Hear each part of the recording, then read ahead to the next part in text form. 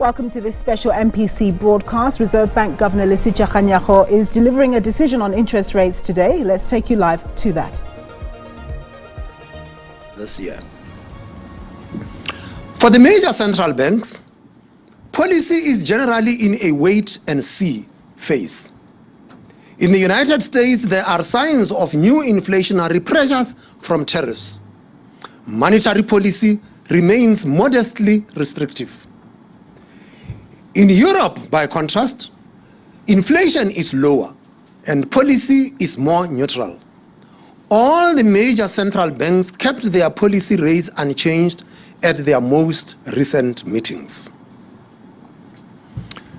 Turning to South Africa, in May we warned that economic activity for the first quarter of 2025 was looking weak.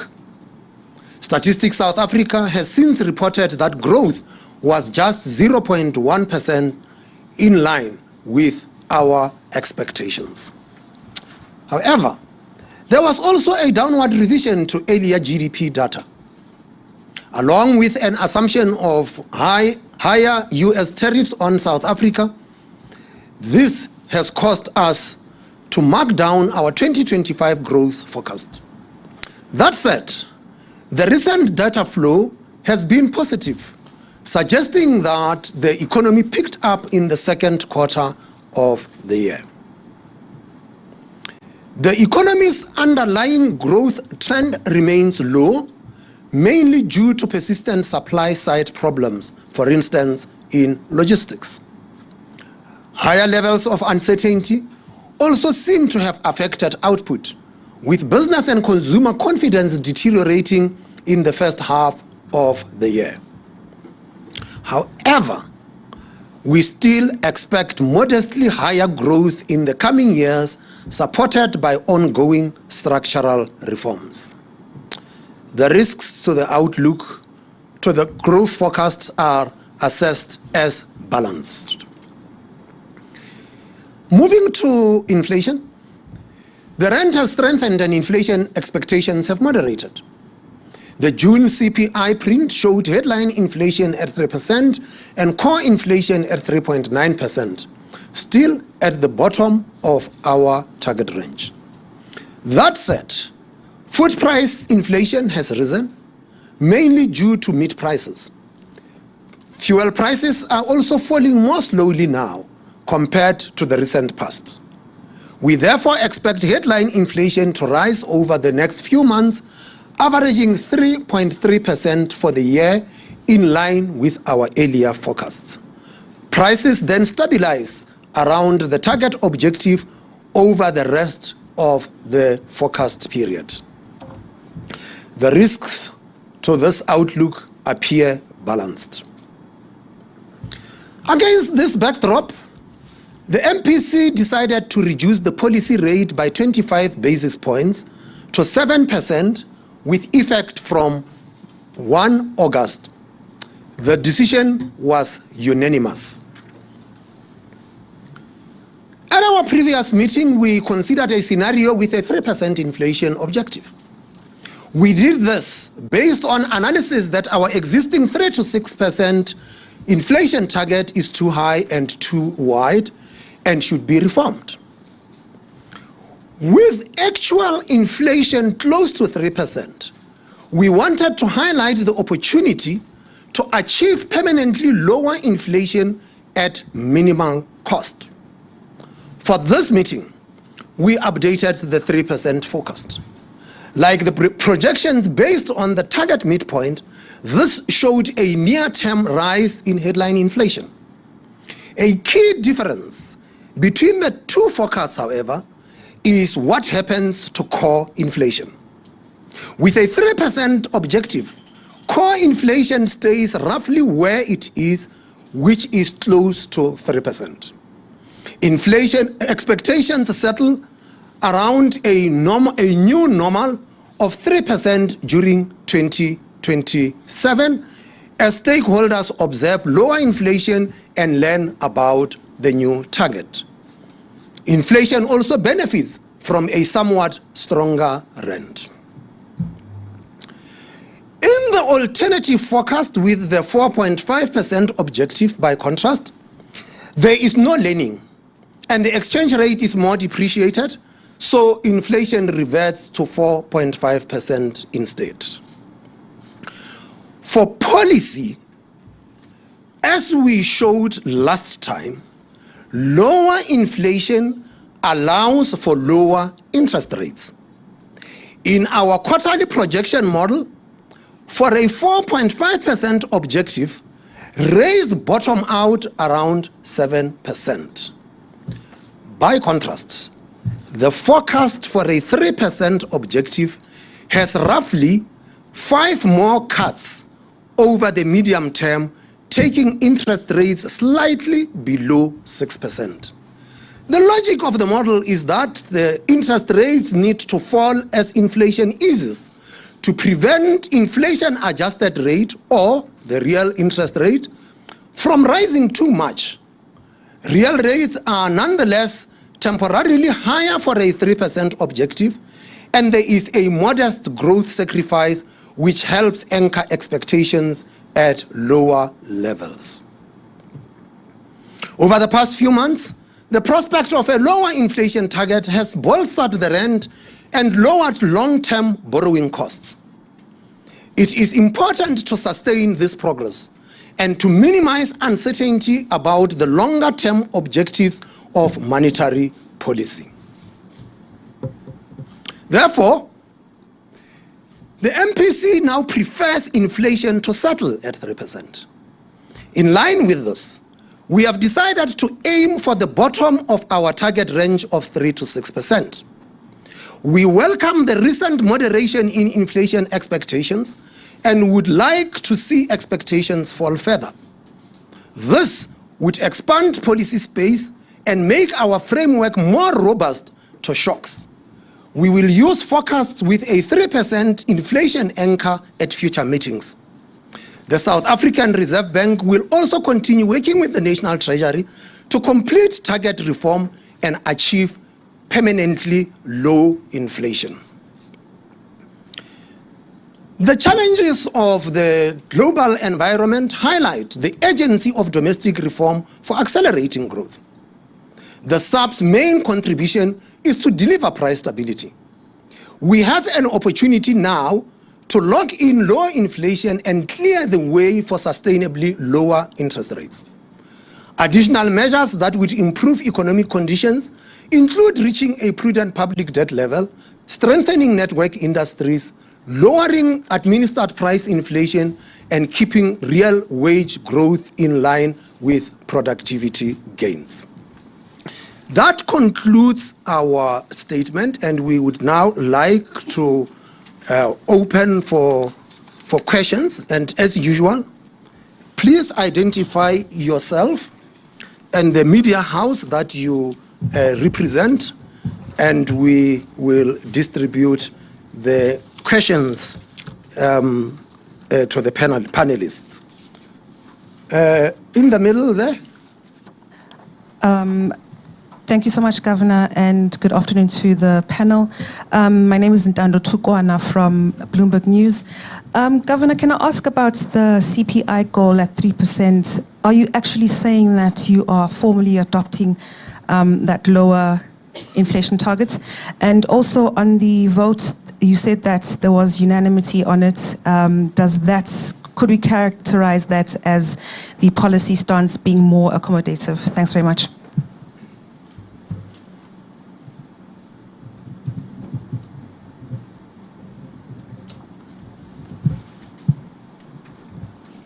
Is that the only question? Good afternoon, Governor. Moloko Moloto here from ENC. You have always, as you said, been highlighting the benefits of lower interest, of lower inflation, in that they will lead to lower interest rates. But maybe one must just ask, the costs that would be associated with this change of on equilibrium change, as you intend to go for the 3% target. The other question really relates to the fact that you always adopt the forward-looking approach when you model inflation and as you set your repo rate. Given the complexities, the uncertainties that you are confronted with, how difficult has it become for you when you make your predictions?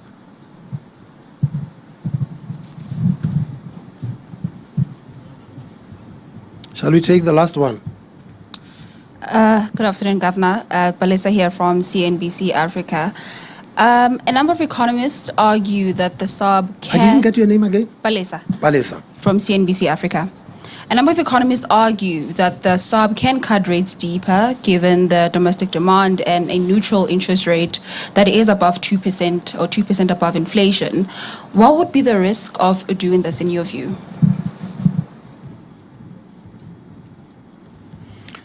Okay. Chris, I'm going to give you the question on the costs associated with the lowering of the target, and also how difficult it is to make predictions in this environment. Balesa, the argument that says that we could be cutting aggressively presupposes that we are targeting interest rates and not targeting the inflation rate. If you target the inflation rate, what you focus on is, as Muloko said earlier on, you are looking forward and say, here is our forecast for inflation and for growth. And based on that, you calibrate policy accordingly. You don't just say that, well, we must just cut aggressively. You will see in the statement that we had put, that we had also put a new path for rates. And once again, understand that the quarterly projection model is just a guide, and that the stance of monetary policy changes from meeting to meeting in response to data. What we have demonstrated in putting what the QPM had put there says to you that if the Reserve Bank decides to focus on 3% rather than focusing on 5%, you potentially could have 5 cuts over the horizon. It doesn't say it's going to happen. It says potentially you could have that, provided the data supports it. So that is the underscoring of these things. And Ntando, say, is this the formal adoption? I want to take you back and say that for a long period of time, since the adoption of the inflation targeting, there was a view that although our target range is 3 to 6, we are actually targeting 5.99. And so every time inflation drops below 6%, there would be a chorus that says rates must come down. And the Reserve Bank obliged, thus reinforcing a view that said that the Reserve Bank is targeting 5.99. In 2017, in July, we took a view as the MPC that said we prefer inflation to be anchored at the midpoint of the inflation targeting range, which is 4.5. We have got evidence now. There had been significant learning since then. Inflation became less volatile, and inflation expectations converged to the more explicit target of 4.5. Conversations with the Treasury are continuing. The target remains 3 to 6. The target range remains 3 to 6. All that we are doing today is to do exactly what we did in 2017, and to say we prefer that, given where the inflation rate is, that we prefer that we lock the gains there, and within this inflation target range of 3 to 6, we shall aim for the bottom of the range, which happens to be 3%. And there's a very good reason why we should be, as a country, having a low inflation economy. A low inflation economy becomes important because it takes out inflation out of the decision-making dynamics of businesses. It takes inflation out of the decision-making process of households and workers, rich or poor. And that is the key benefit that you had asked. And Moloko asked the questions, what are the costs? And in addressing this thing about what are the costs, I will also ask Dr. Loval to say, what are the costs of not going lower? Chris. Thanks. Let me start with the question about how difficult it is to forecast in the current environment, and then get into some of the numbers. I think what you need to begin with is just simply to understand the building blocks of the forecasting process, which start with your starting point, so the current economic conditions. And then you run the model, and the model is based on historical relationships between the different variables in the model. And then you add on to that a range of assumptions that you make about what's you think is going to happen in the future. So what will oil prices look like going forward, for instance? And I think it's fair to say that in our current environment, there are a range of uncertainties impacting on all three of those components. So from a backward-looking point of view, what's been going on in the economy? The governor referred to the fact that some of the GDP data that we've looked at in the past came out lower than expected, so that has an impact on the forecast. The model tends to remain roughly the same, so we don't change the various relationships in the model, but they're starting with a moving starting point.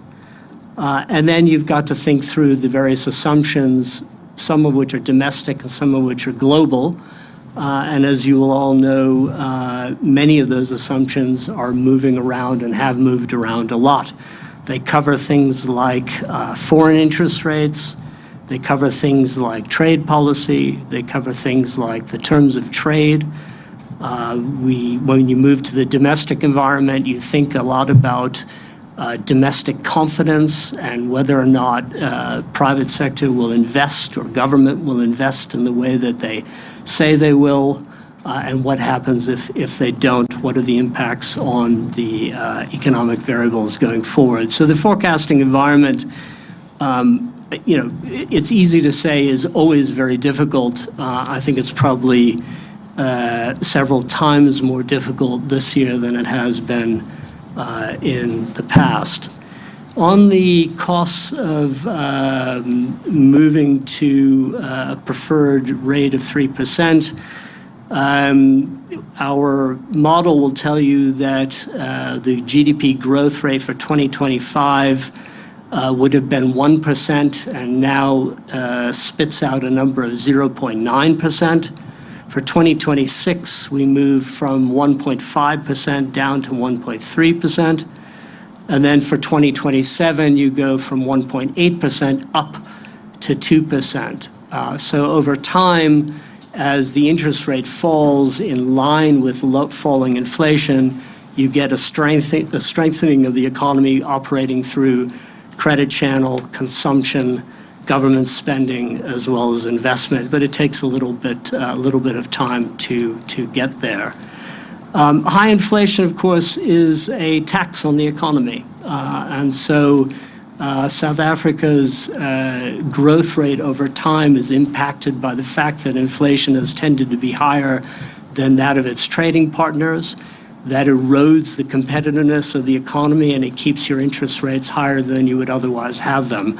And so it acts as a retardant to credit growth and investment in the economy all the time when it's higher than it needs to be. Thank you.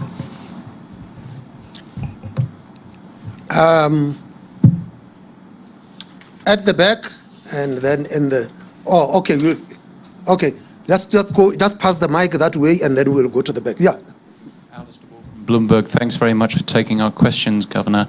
I've got two. Firstly, on the inflation target, you previously said that you felt that it would have, it would be a more powerful move if it had the backing of the finance minister, if the politics was behind the decision to go to 3%. Given that talks are ongoing, what's the hold-up? I mean, do you expect any political backlash from this move? You're sort of unilaterally going ahead and adopting sort of 3% in all but name. And then the second question is really on the uncertainty. While we're still waiting for the tariff deadlines, we've seen a number of trade deals come through so we've got a sort of sense of where the baseline is, and some big trading blocks have done deals with the US. We've got a kind of a sense of the template that's going to go forward. Would you say the uncertainty has diminished? Do you sort of have a little bit more confidence on the outlook now? Thank you. Monique from Bloomberg. It took you 4 years to get inflation expectations down to 4.5%. How confident are you that you'll be able to get it down to 3% faster?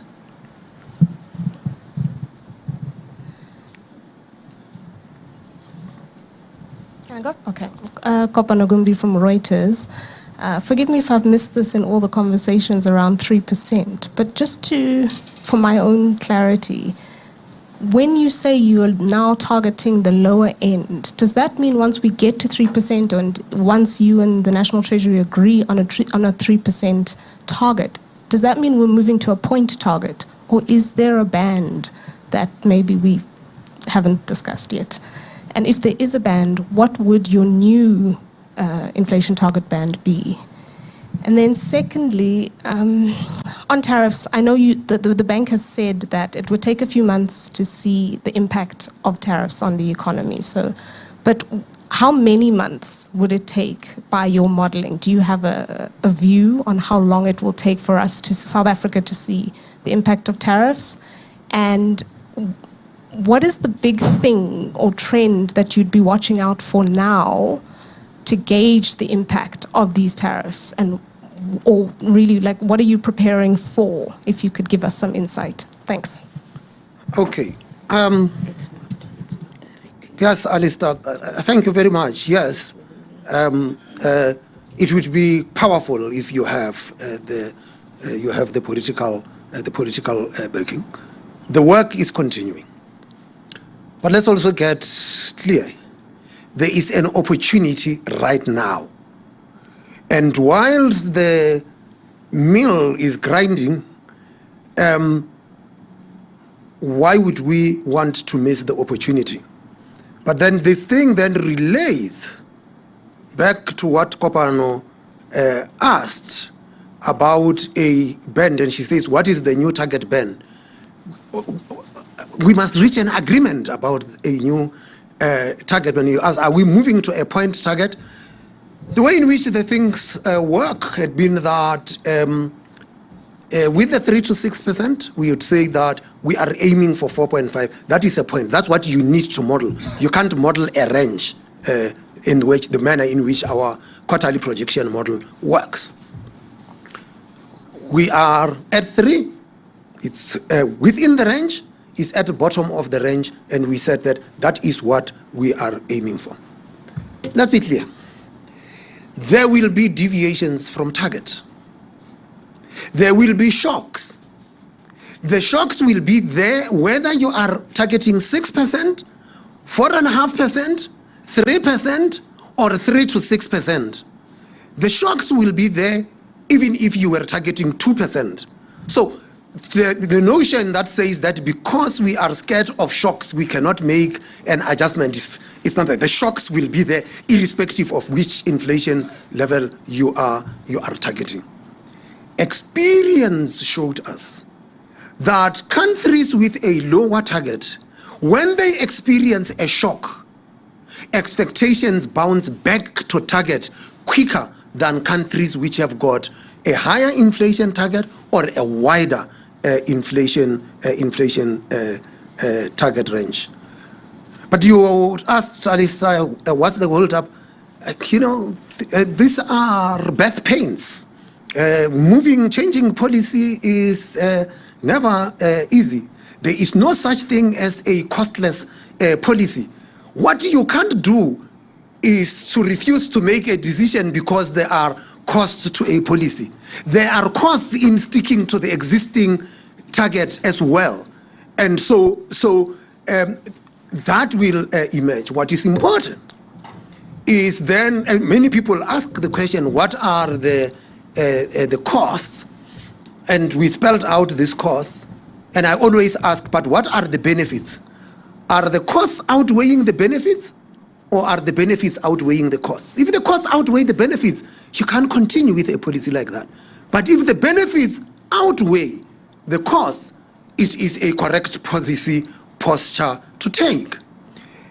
What I had found very difficult in our policy discourse is when you say here are the benefits, is almost, thank you very much, I will have the benefits, but I don't want the costs. It doesn't work like that in the policy making space. And so it's that important. The uncertainty about the tariffs,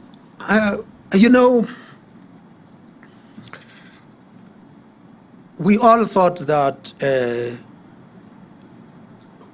on Liberation Day, that is what we face, and only for it to be moved to say it will only take place on this day, only for the rates to be adjusted, only for certain products to be exempted depending on a country. And we are almost facing the same situation now because there are so many deals that must still be entered into.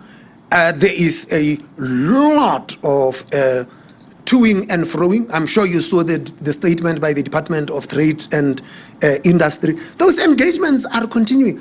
But as in the nature of negotiations, you can't tell which way it would eventually go. And that makes modeling for us a challenge. Not that modeling before the tariffs was not a challenge, it's always a challenge, but the tariffs just complicate it so much further. What we had found around the world is that the other central banks do as we are doing as well.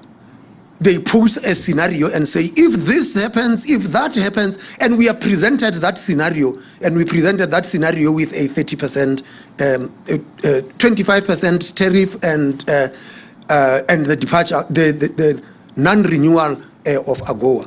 We had since incorporated the 30% tariff into our baseline. Call it okay. If this is the worst case, this is how the game is going to be.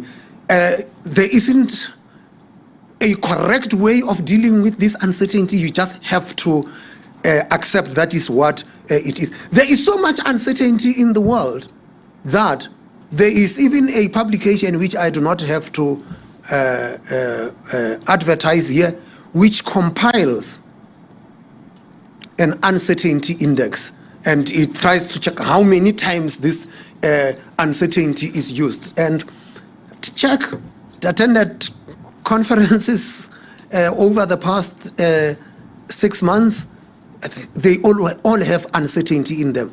Financial stability in the era of uncertainty, monetary policy in the era of uncertainty. There's uncertainty everywhere. That is what we face. So I can't give you the timeline, Kopano, about how long these tariff things would take. Monique asked the question about the expectations. Any volunteers here? King David, you'll take it. Okay, thank you.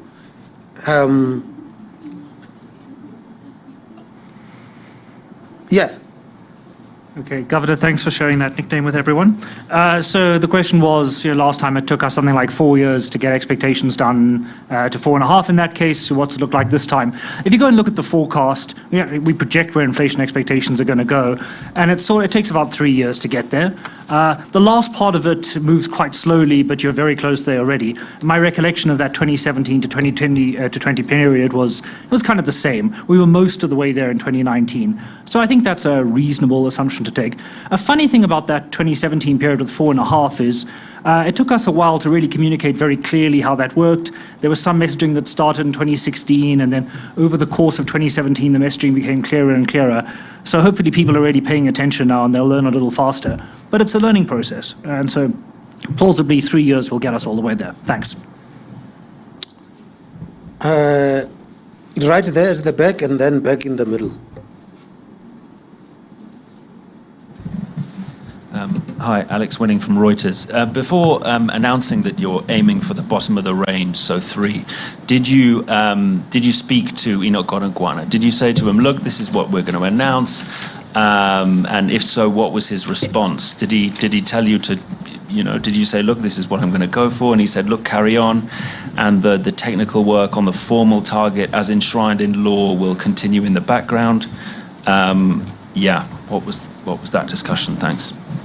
All right, Moloko again from ENCA, Governor. I just want to understand, as you seek to move towards this 3% target objective, whether you are backed by law to forge ahead without even the consent of politicians, or whether you are beholden to the whims of politicians. But also, do you have a set date that you would really like to see that coming into effect? Are we likely to see that happening before you vacate office? Not that I know when you are losing your job. I am not losing my job. Sianda? Thank you, Governor. Most of the questions online have been asked in the room. However, there's one on inflation targeting. Artol Dlamini is asking, how will the change be handled in the central bank, and how much time may be sufficient to introduce the inflation target? Thank you.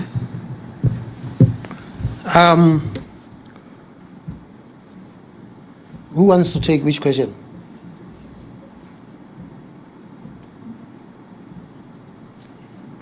How long would it take in the central bank to adjust to a lower target? Is that what the question is? Yes. Are we backed by law? Okay, I think that you want to deal with, are we backed by law? No. Okay, I'll deal with it. I'll deal with it. Okay. Just to respond to how long will it take to adjust in the central bank, there is a process, which is a technical process, where Reserve Bank staff and National Treasury staff meet. We have got an inflation targeting technical committee that will meet. And that technical committee then presents its proposals to the governor and the Minister of Finance.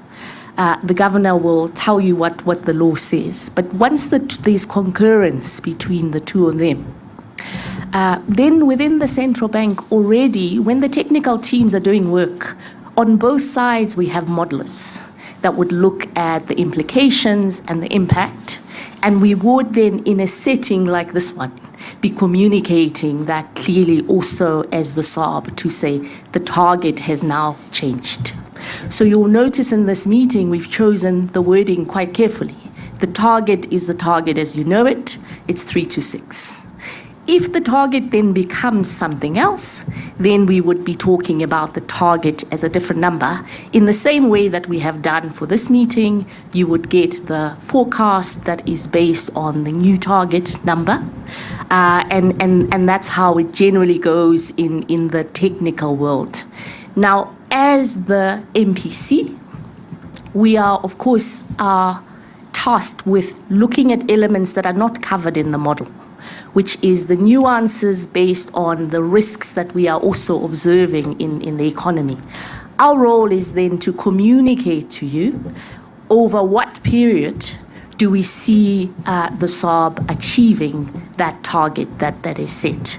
Now, the target and the policy objective that we talk about today might be the same thing, or they might be slightly different.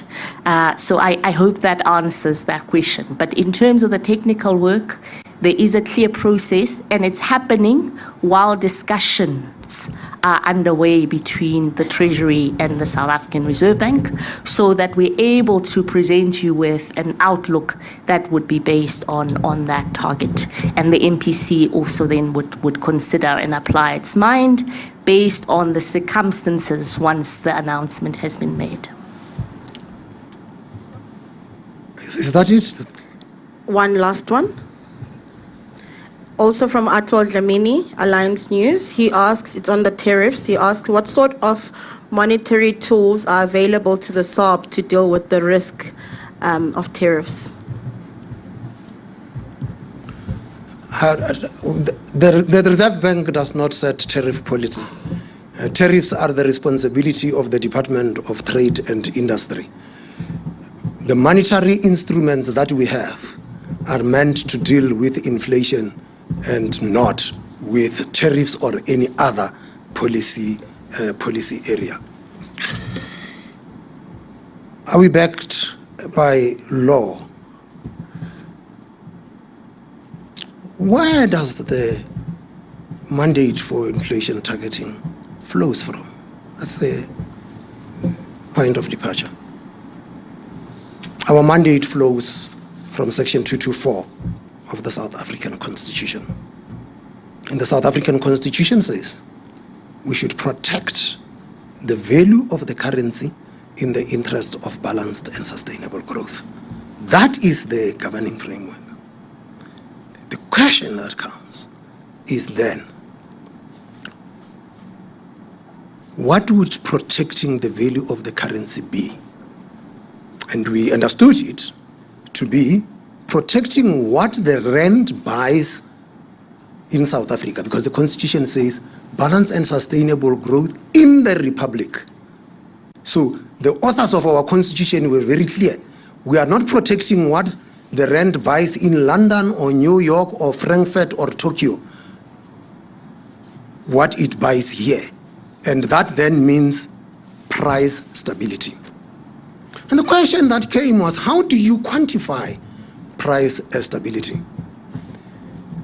And you can go through the academic literature, and we've just had this big conference in Cape Town about 25 years of inflation targeting. And there is a strand of literature which was there much earlier, which no central bank follows, and it's called the zero inflation literature. And they say the public do not just prefer low inflation. The public would want last year's prices to be 2025 prices as well, and they would like to have exactly the same price next year. The advanced economy central banks defined price stability as 2% target. And you will find that in the developed world, that is where everybody most are converging. They are converging around that 2% objective. And the rationale for it was that measuring inflation is a statistical process. And statisticians now and then revisit what they had calculated, and they also what they had published, and they get new information, they get new methodologies, they re-estimate these things. If you had thought that you are targeting zero, what if you then eventually, when they come back, they find that actually your inflation was negative? And so the 2% was seen as a realistic cushion that importantly takes away the inflation rate out of the daily lives of people. Right, so we come out of that question and answer session with the Governor, Lesetja Kganyago, who's earlier announced that the interest rate has been cut by 25 basis points. That's the repo rate now at 7% and the prime lending rate at 10.5%.